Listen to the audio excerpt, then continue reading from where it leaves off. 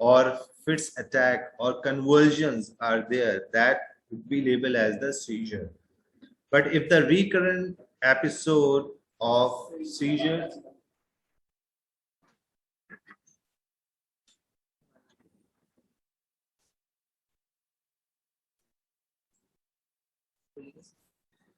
okay, I think there is a problem.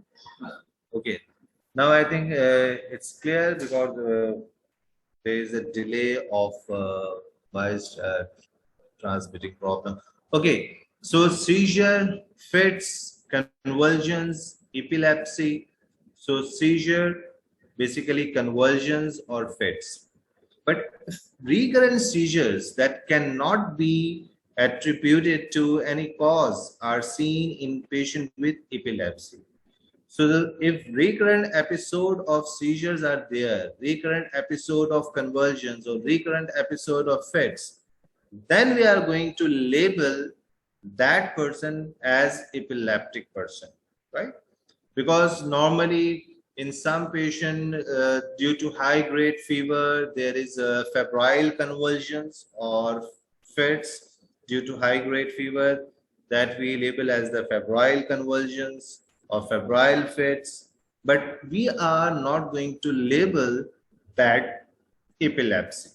But if there is recurrent episodes, then we will have to find out the cause, like other than fever, like head trauma, drug abuse, right? Or is there any other problem related to CNS?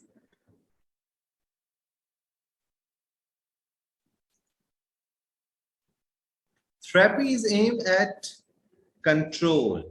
Basically, the drugs that we use is responsible to control the attack of convulsions or appearance of fits. But these drugs, they are not going to completely cure that episode. We can slow down, we can prolong the duration of epileptic attack, or we can suppress that epileptic attack or that convulsion attack, right? But if we are going to stop the therapy, the convulsions that can reoccur. So that means once a patient has been diagnosed as a case of epileptic patient, now that patient has to take the therapy for a lifetime, right? Why? Because these drugs do not cure the problem, but suppress the appearance of epileptic attack, appearance of convulsions or fits. The type of seizure determines the choice of drug. This is important, right? Because we have a partial seizure, partial or simple seizure, or partial or complex seizure. So we can divide into two major types: partial seizure and the generalized seizure, right? In partial seizure, we have simple seizure, we have complex seizure. In partial simple seizure, consciousness is preserved, right?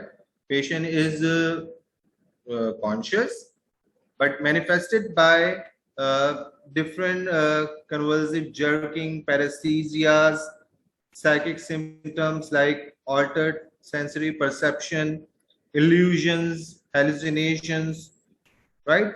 So these are the problems that can occur in partial simple seizure, right?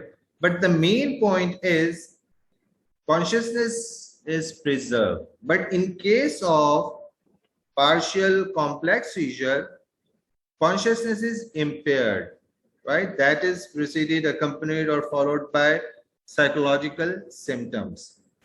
Okay, in generalized seizure, we have further two types, like tonic-clonic seizure and absence seizure, right?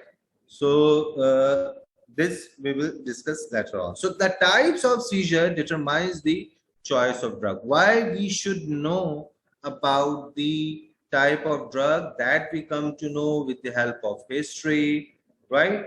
So it would be easier to select a drug, because if we select an appropriate drug, that would be most beneficial for our patient.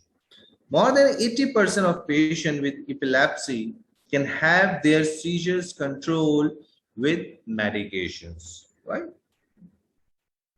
Monotherapy with anticonvulsant, that means, there are some conditions in which we are going to use the multiple drugs.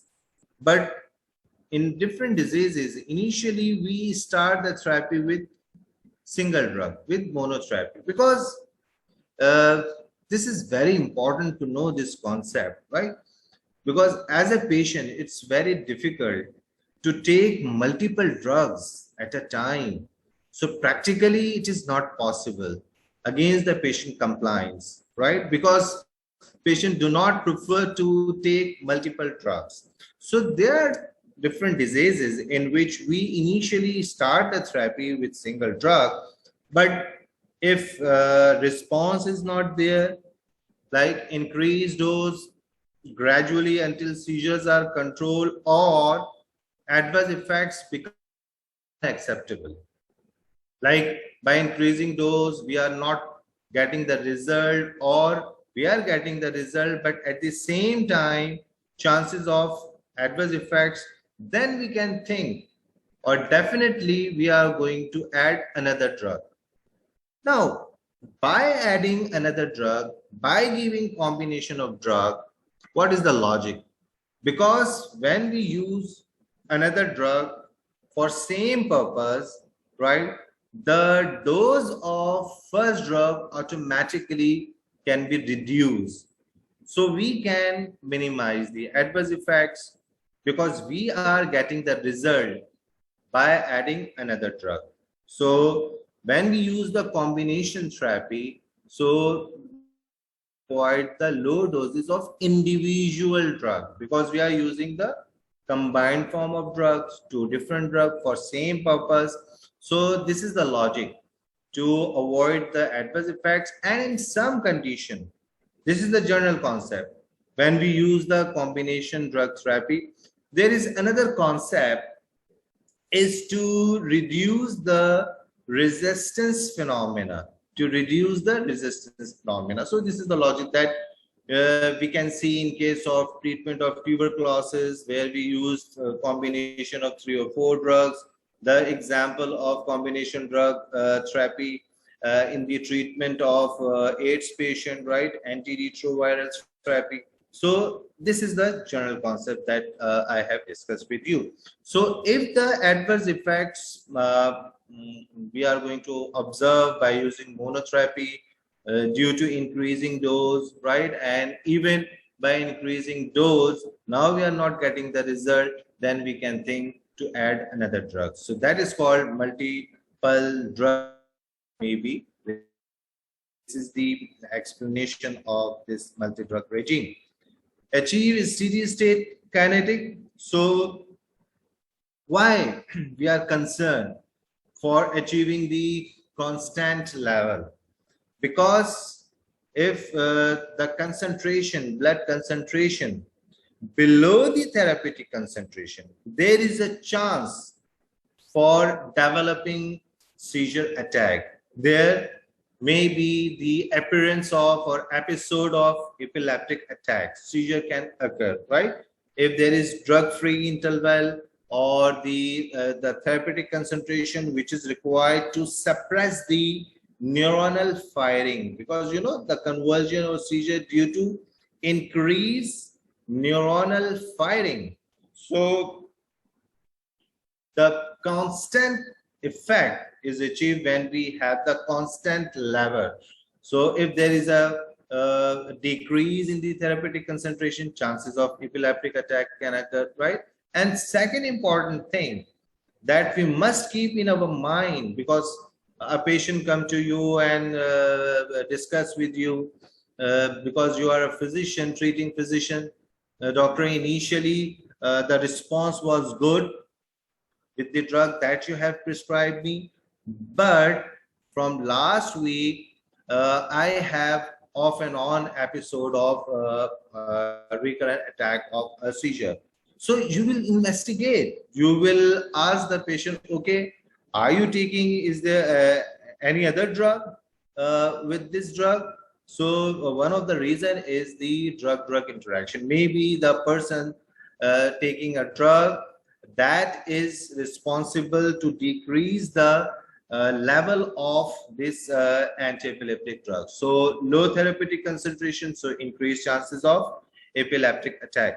Now tell me, through which mechanism that drug that is responsible for decreasing the level of therapeutic concentration, what is the probable property of that drug for this decreasing response? Either that drug is responsible to inhibit P450 enzyme, or that drug is going to induce P450 enzyme. Okay, very good. That means the person who is taking another drug is responsible to induce P450 enzyme. And you know, most of the drug, anti-epileptic drug that are metabolized by the liver, except there is example Viagra and gabapentin. So all of the other drugs are required the metabolism that occurs through liver. So definitely that patient is also taking a drug that is P450 enzyme inducer. So that is why the early elimination, rapid metabolism and early elimination of that drug. That means for example, normally the drug that is covering up to 12 hours or 24 hours, for example, due to enzyme inducer, drug is eliminated within 6 hours rather than 12 hours. So now there is a 6-hour drug-free interval. So due to any stimulus, that person may experience attack of epilepsy, right? So this is the explanation. So anyone can recall the at least 2 examples of a drug responsible to induce P450 enzyme. This is one of the important questions related to drug-drug interaction from the exam point of view. Okay, anyone tell me at least two examples of drug responsible to induce P450 enzyme. Very good. Rifampicin, barbiturates. Okay. So if we talk about the anti-epileptic drug, you know, very interesting point. Most of the anti-epileptic drugs, if there is a drug-drug interaction, they are going to induce itself P450 enzymes, except one drug. And this is important from the BCQ point of view. Which anti-epileptic drug may cause P450 enzyme inhibition? Otherwise, generally, anti-epileptic drugs, they are P450 enzyme inducer. But there is one exception, one important drug that is going to produce P450 enzyme inhibition, and that we will discuss in the subsequent slide. And that drug is valproic acid. So this valproic acid is one of the anti-epileptic drug that is being used extensively nowadays, because this valproic acid not only effective in the treatment of epilepsy, but it is also being used in the treatment of bipolar disorder. It is being used in the treatment of migraine headache. So these are the other uses of this valproic acid. So this valproic acid individually we will discuss.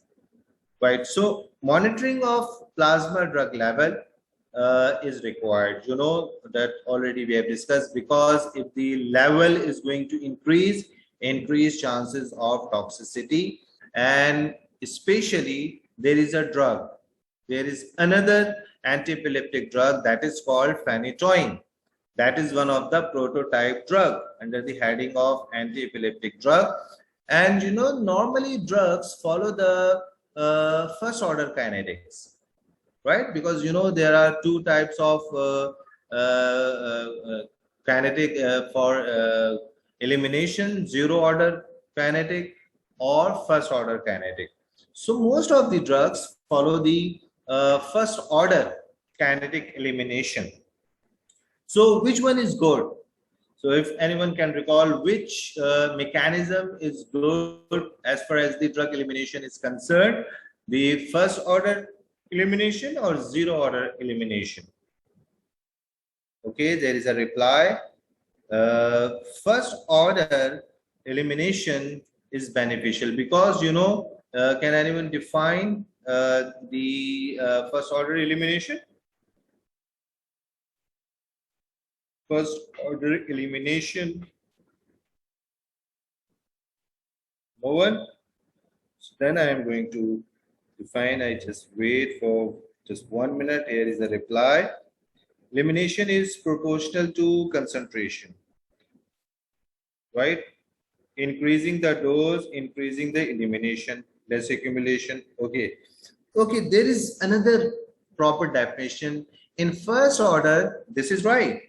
In first order elimination, there is a constant fraction of drug is eliminated in per unit time, right? For example, if we administer 100 milligram, so 50% of the drug is going to be eliminated. That means in the first half-life it will be 50, right? But in zero order elimination, constant amount of drug is being eliminated in per unit time. For example, suppose we are giving 100 milligram, right? And after sometimes just constant amount 10 milligram is going to be eliminated. For 50%, at least 3 or 4 half-lives are required. So that is why first order elimination is beneficial. Why? In case of accidental toxicity, in case of overdose, here this first order elimination is important, because we know if a person accidentally has taken the overdose, we know in first half-life the half of the drug is going to be straight out from the body. So in the meantime we can manage our patient. But if a drug is following the zero order elimination, if accidental or overdosing is there, we are not going to manage that patient.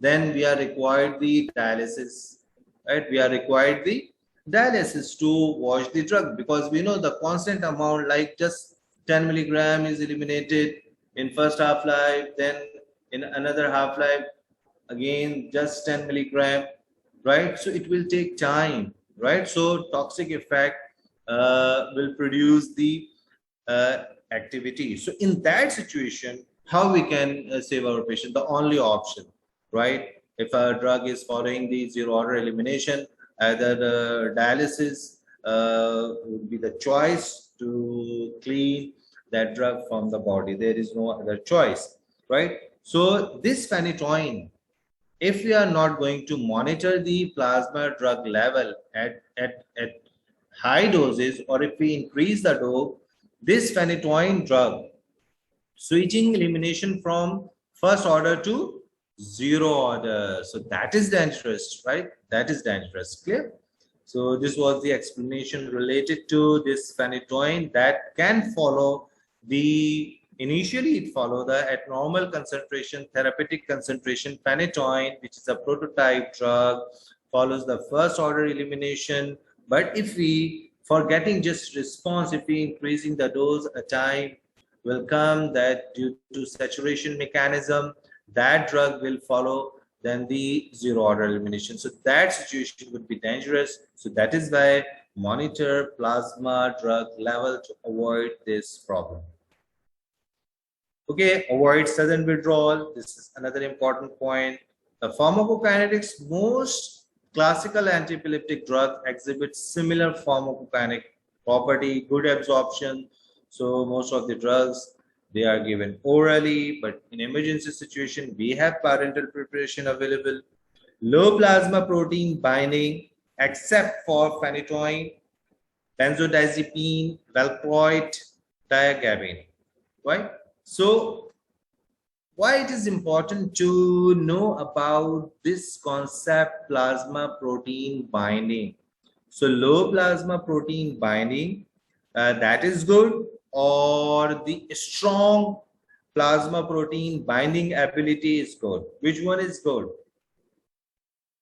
As far as the treatment success is concerned or treatment response is concerned, low plasma protein binding of drug would be good, or high plasma protein binding property would be good. Low plasma binding, that is good, but strong plasma binding is not good. Why? Because there is chances of drug-drug interaction, because if a patient is taking another drug and that drug also response have a plasma protein binding affinity, so it will displaces the already bound drug. So what will happen? So the free level of drug will be available in the blood, so increased level of drug in the blood, so that may lead to toxicity. So if the strong plasma protein binding, if drug have this property, so increased chances of drug-drug interaction. So these phenytoin, very important drug, benzodiazepine group, in which we have diazepam, in which we have lorazepam. This is another very important drug, or valproate. This drug already we have discussed. This valproic acid, very important drug, because not only we are using in case of controlling epilepsy, but in other conditions. What are the two other conditions in which we are using this valproic acid? Just quickly give me the reply, because I have told you, I have discussed the other important uses of this valproate or valproic acid. So here is the reply. Okay, in migraine and bipolar disorder, right? Very good, very good. Conversion to active metabolite, that occurs with carbamazepine, Phenytoin, or phosphenytoin, right? Because this phosphenytoin basically converted, this is a water soluble preparation that is converted into phenytoin. But this phosphenytoin can be given parenterally in emergency situation, right? At high concentration, phenytoin exhibits zero order kinetic. This point already we have discussed in very much detail. So these are the general side effects related to anti-epileptic drugs, like nausea and vomiting, drowsiness and sedation. Why this drowsiness, sedation? Because this is again general concept.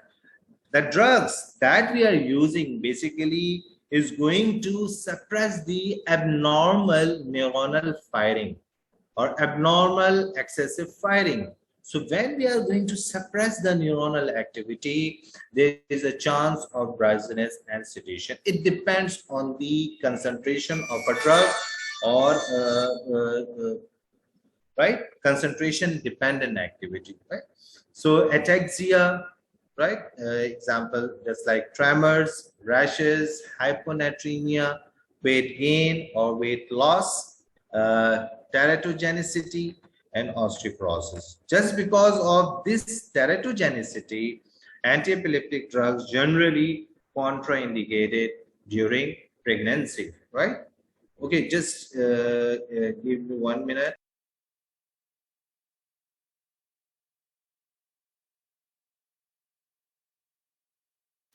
Side effects, because I just receive a very important or emergency call that I must receive, so that is why I have taken a break of just 30 seconds. Now again, so these are the general side effects, right?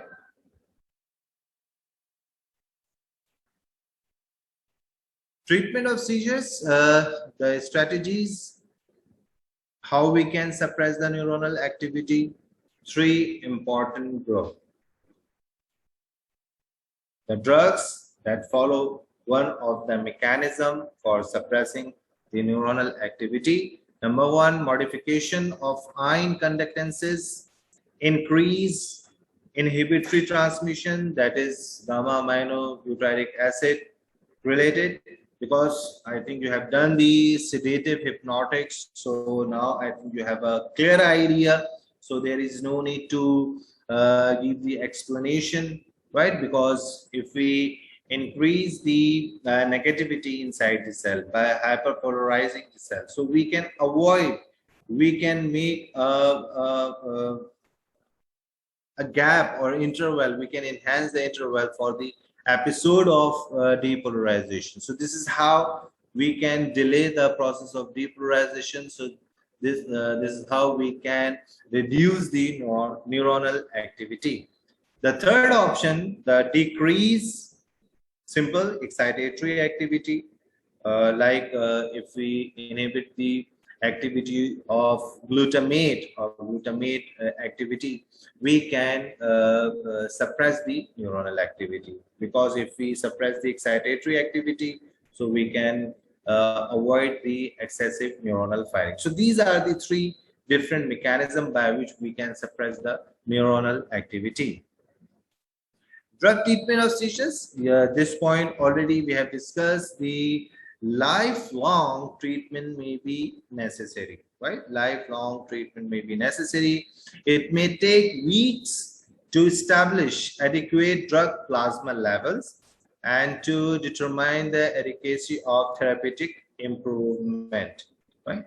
So lack of compliance is responsible for many treatment failures. So this point in the beginning of the lecture, the compliance of the patient already we have discussed. So this is the reason initially we'll have to start the therapy with the single drug, right? So take a brief discussion with our patient. Okay, this drug will take time, right? So patiently you will have to take the drug, and after 15 days or 1 month, then we will see whether you are responding or not. Then we can think about the change or adding any other drug, right?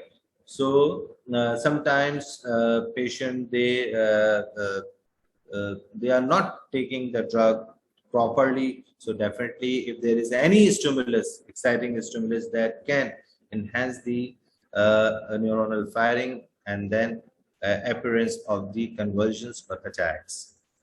So classification of epilepsies and drug selection, this already we have discussed on the basis of the type of seizure, right? Because we have like partial seizure. In partial seizure, already I told you, that means the specific area which is responsible to produce neuronal firing, that is called the partial seizure.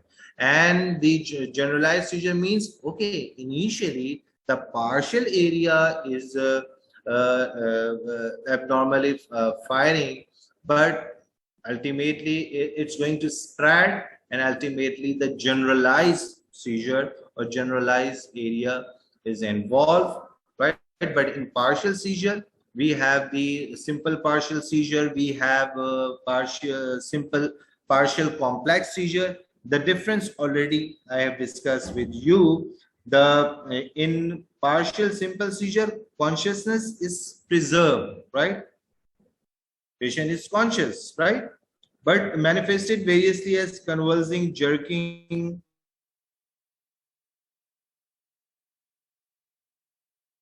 hallucinations, right? But in partial complex seizure, impaired consciousness, right? Impaired consciousness. Clear? Okay, in generalized, that we will discuss. So in partial seizure, the drug of choice, now this is important. The drug of choice is carbamazepine and phenytoin. So these drugs are supposed to be the drug of first choice in partial seizure. We have another drug, or we can say alternative drug, right? So we have valproic acid, we have lamotrigine, gabapentin, benzodiazepines group, barbiturate, and in barbiturate, mainly what you must remember is the phenobarbital, right? Because you know barbiturate, they are different drugs, but specifically which barbiturate can be used in the treatment of epilepsy? Phenobarbital, right?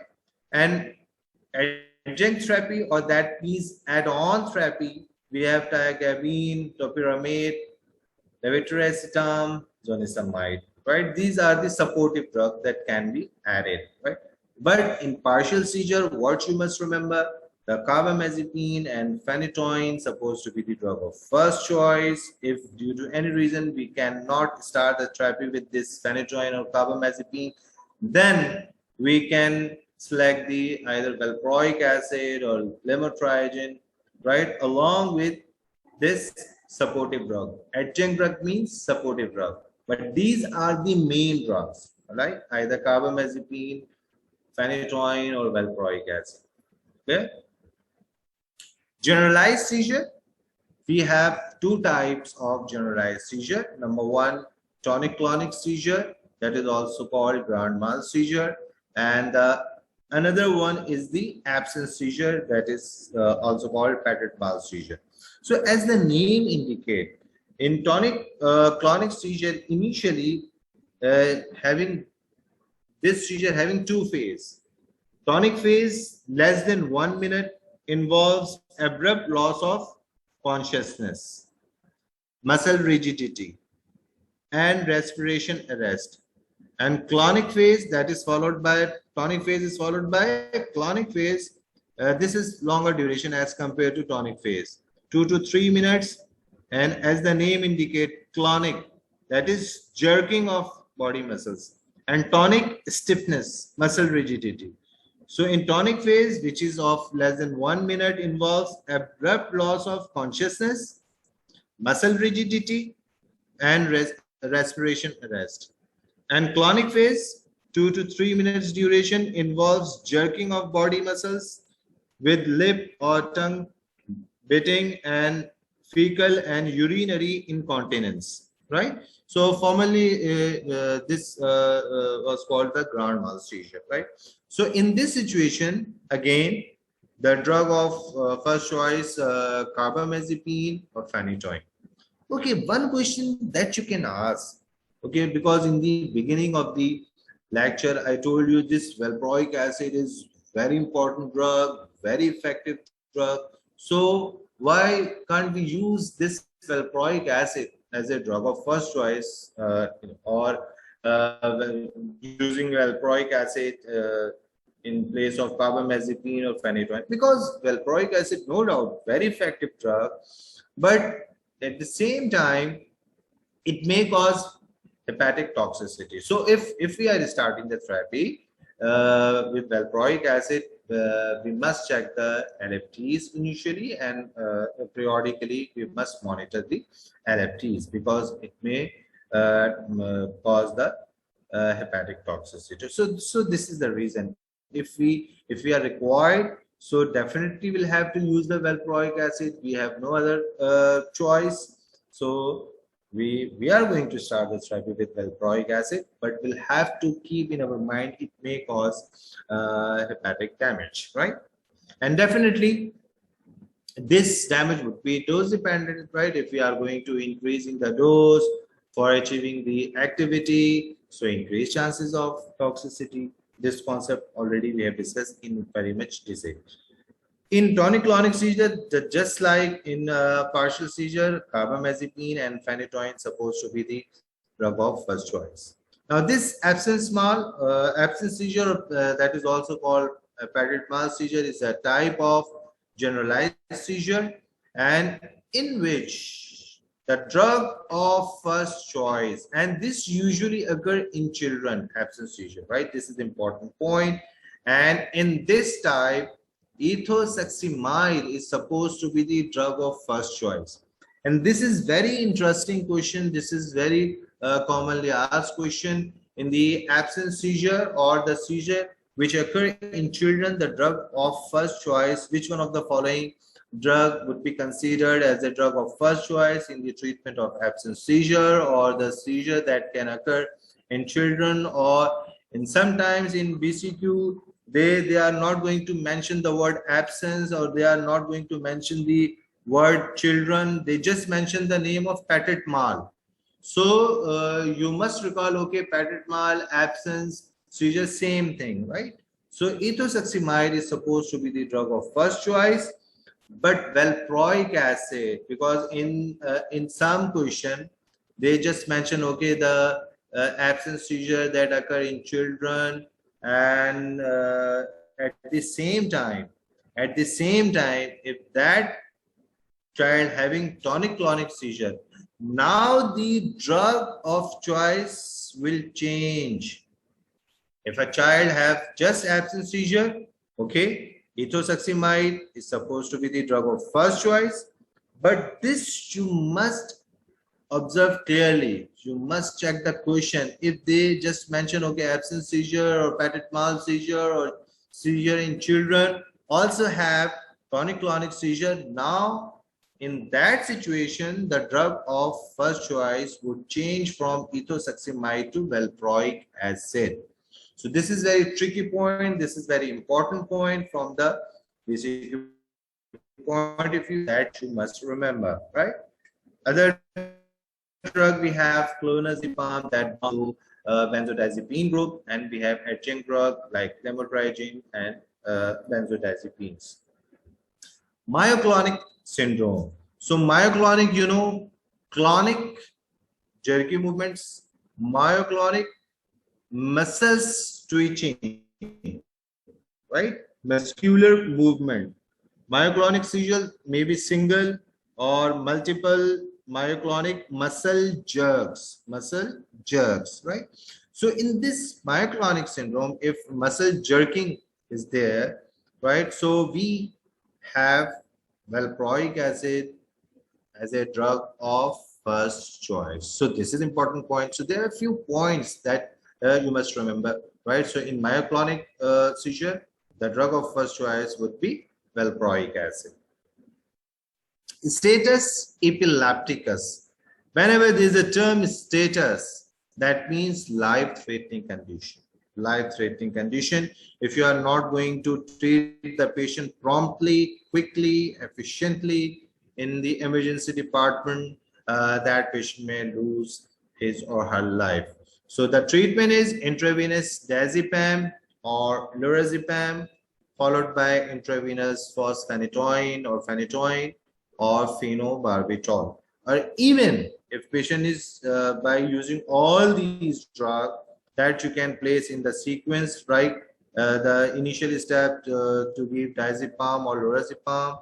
If not responding, then we can try phenytoin. If still patient is not responding, that we can try phenobarbital. And even then, after using phenobarbital, patient is not responding, then we'll have to give the anesthetize the patient, right? Anesthetize the patient, right? So this is the only way that we can subside or suppress the convulsions episode. Now, the different, already we have discussed the different names, drug of first choice. Now, few important individual drugs that we are going to discuss with different mechanism. This is important. So mechanism, already we have discussed the strategies. Okay, these are the drugs, how they are going to change or modify the ionic conductance, how they are going to produce hyperpolarization by enhancing the activity of GABA, right? So three mechanisms. Number one, inhibition of voltage-gated sodium channels to slow neuronal firing, enhancement of the inhibitory effect of the neurotransmitter GABA, and the third one is the inhibition of calcium channels, right? So now calcium channel inhibitors, we have these examples: phenytoin, the prototype drug, phosphenytoin, carbamazepine, oxcarbazepine, valproic acid, lamotrigine, topiramate, zonisamide. So all these drugs mainly producing its activity by inhibiting sodium channels, right? Because why I am telling you mainly, because there are some drugs that not only blocking sodium channel but also blocking calcium channels, that we will see, like valproic acid. So that is why it is supposed to be a very effective drug, because mainly it inhibits sodium channel, but this valproic acid can also block the calcium channels, right? Now, one by one. This is very important drug, so I just want to discuss the few important points related to this phenytoin, oldest non-sedative anti-epileptic drug. So this is one of the beneficial point of this phenytoin, because this phenytoin, why it's being used commonly. So now you get the answer, because this phenytoin is non-sedating drug, right? So oldest non-sedating anti-epileptic drug.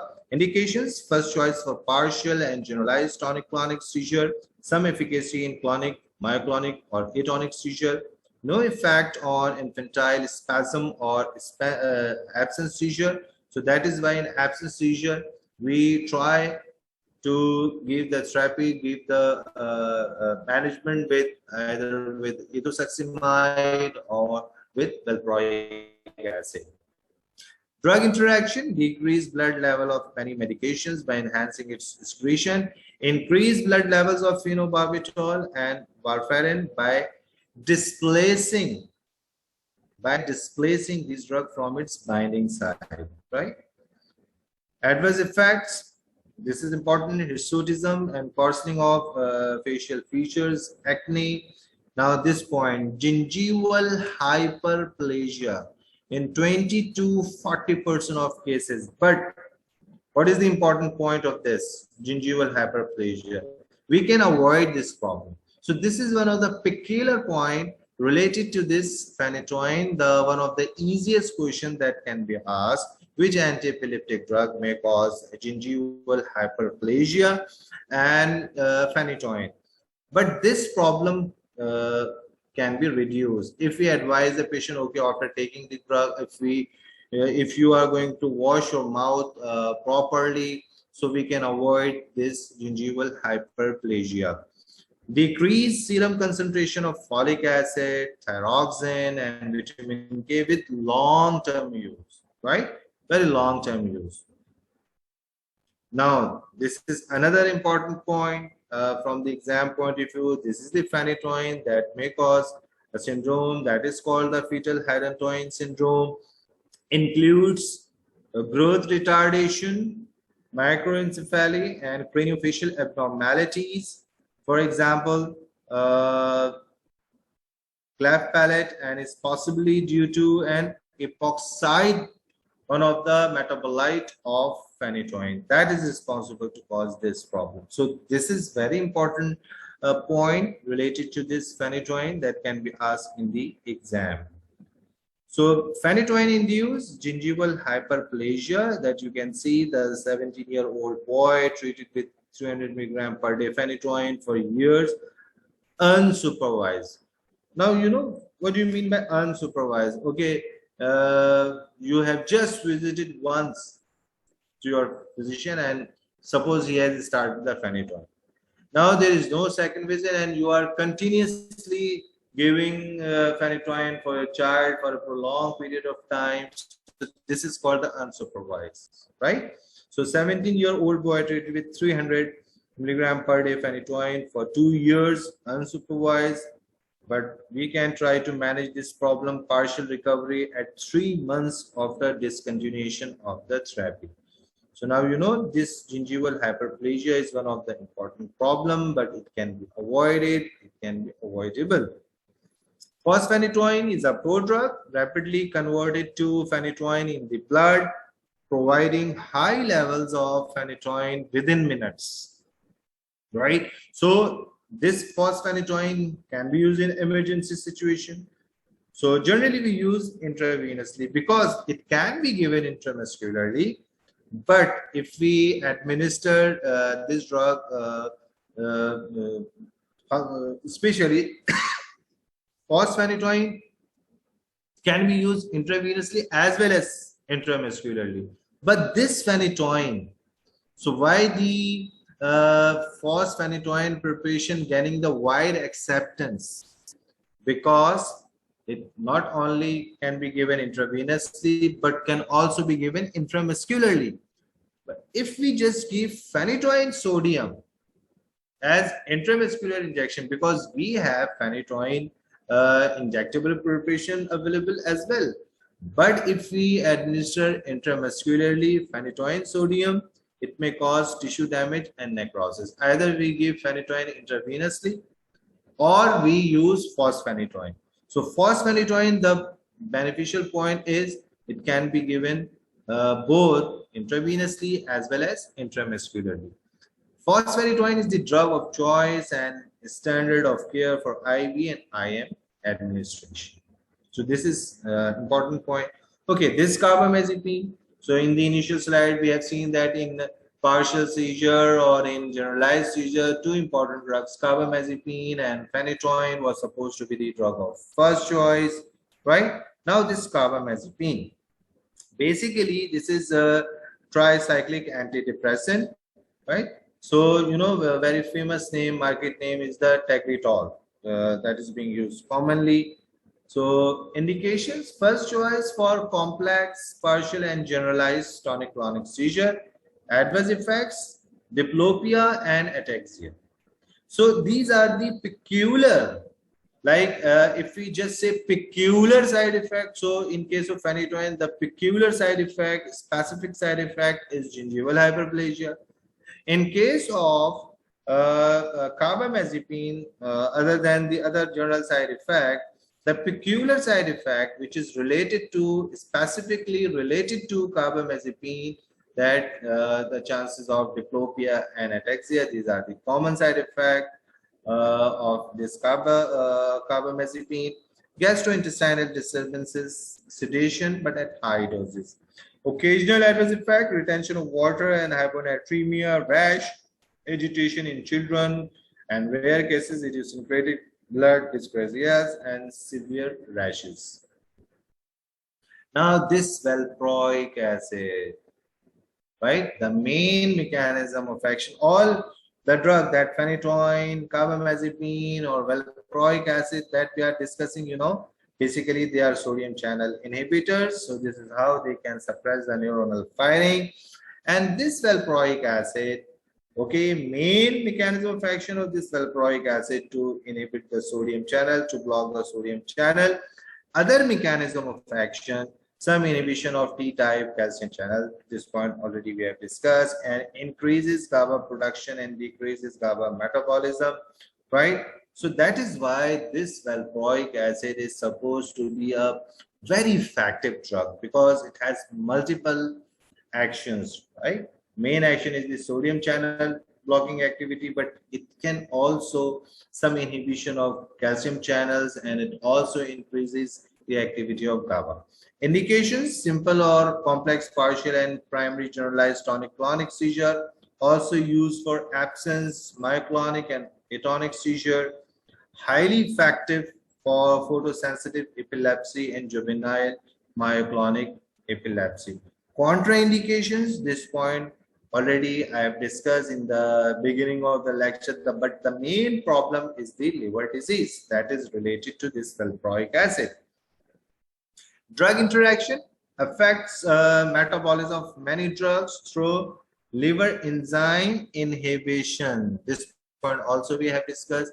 This is the main drug in anti-epileptic drugs, among the anti-epileptic drugs, that is only responsible to inhibit P450 enzyme. Otherwise, the other drugs, anti-epileptic drugs, they may induce P450 enzyme. So this is important point.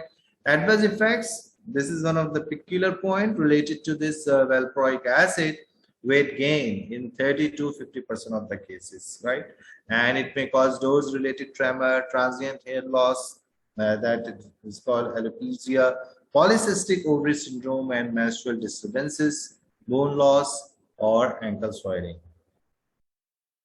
Lamotrigine, this is another example of sodium channel inhibitors, and usually this drug also inhibits synaptic release of glutamate, which is excitatory neurotransmitter. Indications, adjunct therapy, right? Adjunct, that means the main drug, and at the same time, if we just want to add to induce the response or activity, as adjuvant drug or as supportive drug, this drug is given. Age 2 and up to simple and complex partial seizures, generalized seizure of Lennox-Gastaut syndrome. So in which this is indication of this trigon. In the subsequent slide, we will discuss what is this Lennox-Gastaut syndrome. Monotherapy in adults, simple or complex partial seizures. Contraindication may make myoclonic seizure worse. So now this Lennox-Gastaut syndrome is the most distressing of childhood epilepsies. The children suffer frequent fits of many different types, right?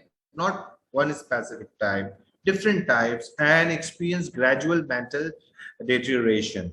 So in infantile spasm often involved into Lennox-Gastaut syndrome, and the age of onset is from 1 to 8 years and peak age is 3 to 5 years. Now the second mechanism of drug, enhancement of GABA inhibition. On top, you know, the barbiturate drug, and as epileptic drug, we use the phenobarbital. This point already we have discussed, and another is the Phenytoin, right? Mechanism of action. This is important because you have done the sedative hypnotics. You know, there is a slight difference between the mechanism of action of benzodiazepine and barbiturate. Can anyone tell me what is that slight difference between barbiturate and benzodiazepine? In one group, there is increased frequency of the opening of the chloride channels, and in another group, increase the duration of the chloride channel opening. This is two different things. So which group is responsible to increases the frequency of the chloride channel opening? Right, increased duration, and benzodiazepine increased frequency. Okay, very good. So this is important point, and that can be asked in the exam. So that is why I have just asked. Okay, benzodiazepine drugs.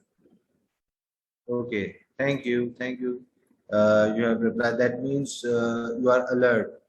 Otherwise, I was thinking that everyone is sleeping. So this is how we can confirm or check that you are still listening.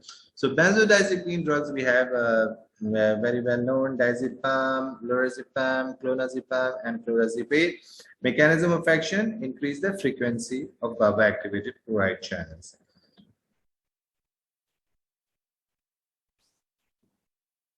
Okay, the next group is the calcium channel blockers, and this is very important drug, ethosuximide. Why it is important? Because from the mechanism of action point of view, and as well as, you know, in which condition this ethosuximide was supposed to be the drug of first choice, in which seizure this ethosuximide is supposed to be the drug of first choice. And here is the reply: absence seizure, that is also called Phenytoin seizure, and seizure that occur in children. So if a child having absence seizure along with myoclonic seizure, then the drug of choice would be,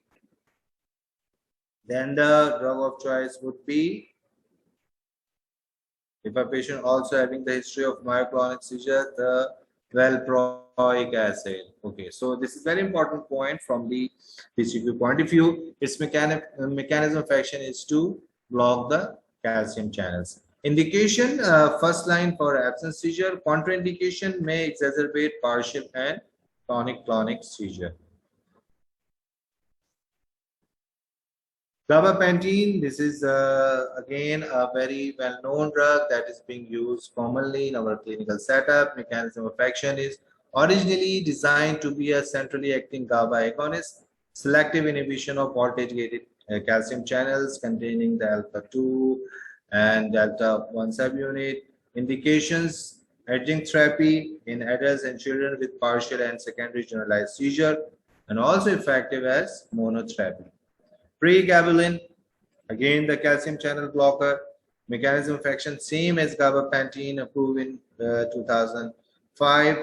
Again, this is one of the adjuvant therapy for partial and secondary generalized seizure. Other uses, this is important: pregabalin prescribed for neuropathic pain, and that is called fibromyalgia, a syndrome characterized by chronic pain in the muscles of soft tissues, surrounding joints, fatigue, and tenderness at specific sites in the body. Now, this very important drug block the felbamate, block the N-methyl D-aspartate glutamate receptor, felbamate. You just remember the name because felbamate has a broad spectrum of anticonvulsant action.